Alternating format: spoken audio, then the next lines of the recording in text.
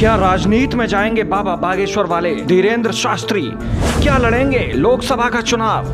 Uniform civil code लागू करने पर क्या बोले धीरेंद्र शास्त्री? हिंदू राष्ट्र बनाने पर बाबा बागेश्वर का बयान। बागेश्वर धाम वाले पंडित धीरेंद्र कृष्ण शास्त्री हमेशा अपने बयानों को लेकर चर्चा में रहते हैं और कई बार उनके पॉलिटिक्स में जाने की भी चर्चा हो चुकी है। हालांकि इस पर उन्होंने खुलकर बात की। एक निजी चैनल से उन्होंने एक्सक्लूसिव बातचीत में यूनिफॉर्म सिविल कोड यानी यूसीसी और हिंदू राष्ट्र बनाए जाने पर क्या कुछ बोला, आइए जाने हमारी इस रिपोर्ट में। राजनीति में जाने के सवाल पर बाबा बागेश्वर ने कहा कि साधु संतों को राजनीति की तरफ देखना भी नहीं चाहिए। एक साधु को हमेशा पॉलिटिक्स यानी कि राजनीति से बचना चाहिए। राजनीति में आने के बाद सीमाएं सीमित हो जाती हैं और साधु संतों को अपनी यात्रा को असीमित बनाए रखना जरूरी है। हिंदू राष्ट्र बनाने पर बाबा बागेश्वर का बयान।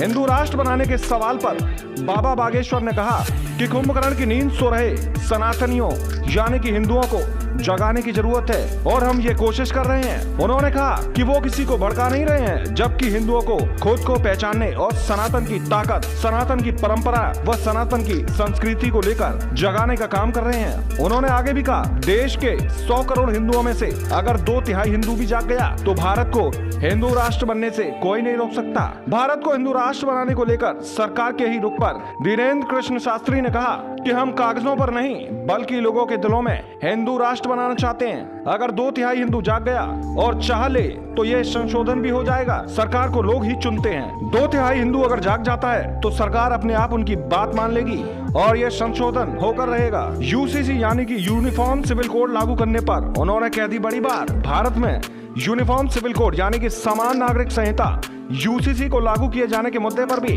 पंडित धीरेंद्र कृष्ण शास्त्री ने अपना पक्ष रखा। इस सवाल पर उन्होंने कहा कि हाँ, मैं इसका समर्थन करता हूँ। समान नागरिक संहिता बहुत ही जरूरी है। देश के हर एक व्यक्ति के लिए समान कानून होना चाहिए। एक देश में 2 कानून कैसे हो सकते हैं? अगर एक बाप के 2 बेटे हैं तो दोनों को अलग अलग सुविधाएं कैसे दी जा सकती हैं? यूसीसी लागू होने के बाद परंपराओं से छेड़छाड़ के मुद्दे पर उन्होंने कहा कि किसी भी समाज की परंपरा के साथ छेड़खानी नहीं की जा रही है, जबकि कानून की बात की जा रही है और अदालत की बात की जा रही है।